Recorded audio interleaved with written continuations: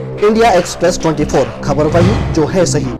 नमस्कार, स्वागत है आपका। आपके साथ मैं हूं जितेंद्र प्रजापति। खबरों की शुरुआत करते हैं। प्रदेश सरकार ने 12वीं की बोर्ड की परीक्षाओं को रद्द कर दिया है। स्कूल शिक्षा की बैठक में सीएम ने इस बात का फैसला लिया है। सीएम ने कहा है कि बच्चों की जिंदगी हमारे लिए महत्वपूर्ण है, इसीलिए 12वीं की परीक्षा न कराने का फैसला किया है। रिजल्ट का आधार क्या हो, इसके लिए ग्रुप ऑफ मिनिस्टर्स का गठन किया गया है। ये एक्सपर्ट से बात कर रिजल्ट का आधार तय करेंगे। हालांकि अगर कोई छात्र परीक्षा देना चाहेगा तब उसके लिए विकल्प खुला रहेगा। बेहतर रिजल्ट के लिए छात्र कोरोना के बाद परीक्षा दे सकेंगे।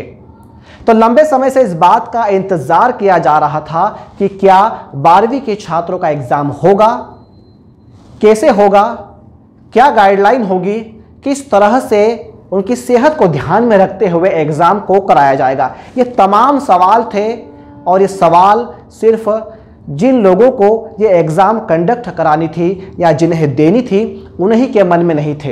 ये सवाल हर उस घर में थे जिस घर में 12वीं का बच्चा है और उसे एग्ज़ाम देना था, और ये समस्या बहुत विकराल होती आ रही थी।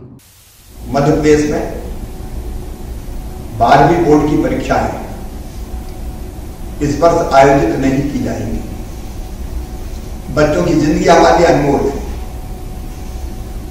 कैरियर की चिंता हम बाद में कर लेंगे। इस समय बच्चों पर, जब वो कोरोना का संकट झेल रहे हैं, पूरा देश और प्रदेश झेल रहा है, परीक्षाओं का मानसिक बोझ डालना कतई उचित नहीं है। 12वीं बोर्ड के रिजल्ट किस प्रकार आगे आएंगे ये तय करने के लिए हमने अपने मंत्रियों का एक समूह बना दिया है, जो विशेषज्ञों से चर्चा करने के बाद आंतरिक मूल्यांकन या अन्य आधारों का विचार करके रिजल्ट्स का तरीका तय करेगा। 10वीं बोर्ड की परीक्षाएं हमने पहले ही ना कराने का फैसला लिया था। 10वीं के बच्चों को आंतरिक मूल्यांकन के आधार पर 10वीं के बच्चों का परिणाम घोषित किया जाएगा। अभी मंत्रिमंडलीय समिति बनाई गई है, उसकी भूमिका बहुत महत्वपूर्ण हो जाती है।